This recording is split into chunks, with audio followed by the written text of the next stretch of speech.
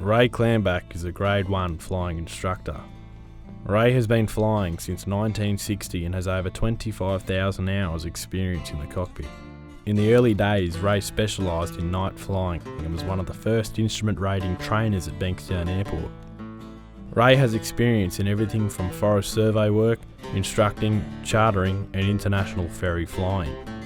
He has flown over 360 Pacific, Indian and Atlantic Ocean crossings in single and multi-engine aircraft, delivering them from North America, Africa, Europe and Asia. A large proportion of Ray's 25,000 hours he has clocked up has been cross-ocean ferrying, delivering aircraft from the US and other parts of the world. The vast majority of these ferry flights have occurred without incident. We now hear about one that didn't. One of the ferries that I did in November 1999, there were tourists on board and we were bringing a brand new Cherokee Archer aircraft to Australia. It was going to the Royal Newcastle Aero Club at Maitland. I picked it up from the factory, brand new. I had a pilot with me that I'd trained for an instrument rating some years before, and he always wanted to go on one of these flights. And we departed Santa Barbara very early in the morning at about 5:30. Shane Wiley was a doctor really. He was a pilot, so I let him fly the aeroplane. I did the actual heavy takeoff, and I had a relax in the right-hand seat, which I enjoy doing. And after a while, I dozed off to sleep. After waking up about 5 or 6, 7 hours later, Shane said to me, "I've been watching that oil pressure and it's gone from there to there," and he was pointing about where it was, and I said, "Oh boy, I better get the Coast Guard out." And he said, "Oh, it might only be the gauge." I said, "It may not be the gauge too." And at this stage, we're about halfway across the crossing. United Airlines captain had relayed the situation to the Coast Guard, and the Coast Guard were on their way out from Honolulu.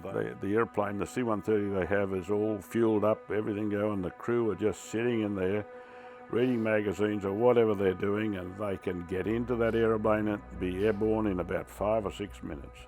It is a tremendous service that they provide. Our decision to press on was made after a pilot was flying for American Airlines.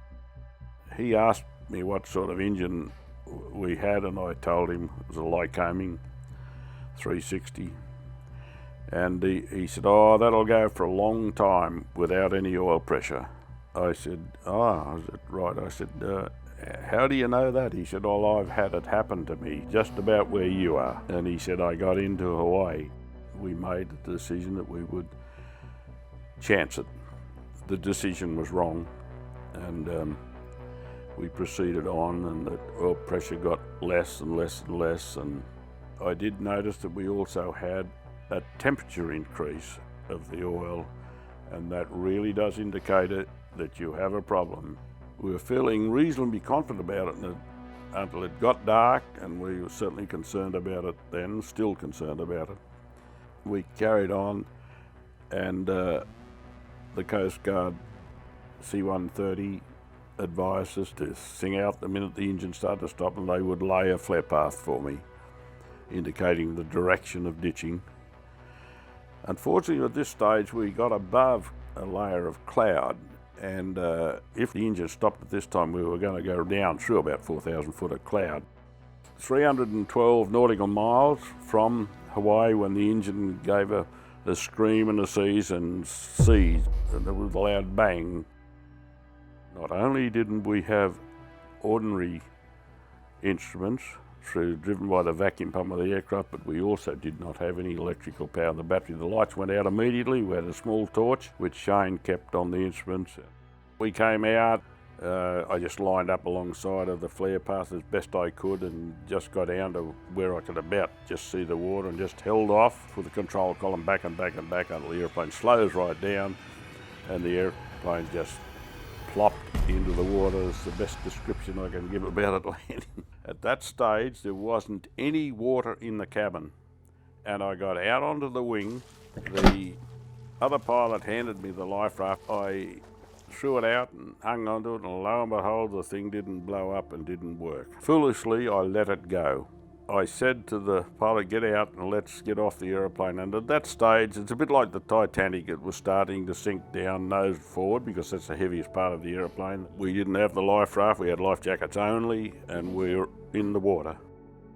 All of a sudden, the Coast Guard turned and went towards Hawaii.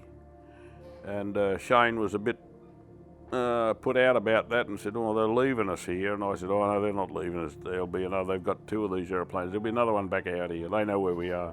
I knew, in my mind anyhow, I felt that all I had to do was to hang on there, and as long as I didn't drown, I was going to get picked up. And sure enough, about 20 minutes later appeared another C-130. And they get down about 500 feet above the sea, and believe me, if you're in the water looking up at the C-130, it's a big aeroplane. And it's a monster thing. You could hear it roaring over the top of you. We had not known that they were scrambling a Coast Guard cutter that was at Hilo, and it was coming out to meet us. How they worked it out, I don't know, but we were in the water just on 10 hours. Your energy that you were using up, you had to conserve your energy.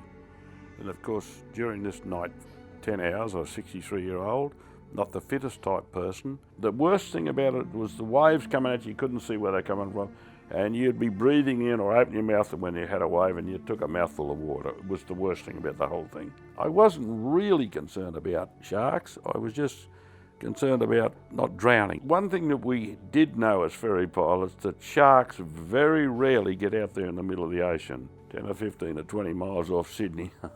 Boy, you wouldn't want to be in there 10 hours at night, I'll tell you. There's a good chance. Or if you're very close to Hawaii. We were a long way out from Hawaii, 312 miles. Later in that period of time, all of a sudden, Shane said he could see a ship on a reef. I crested a big wave and I could see this ship. It wasn't on a reef, it was a rescue ship.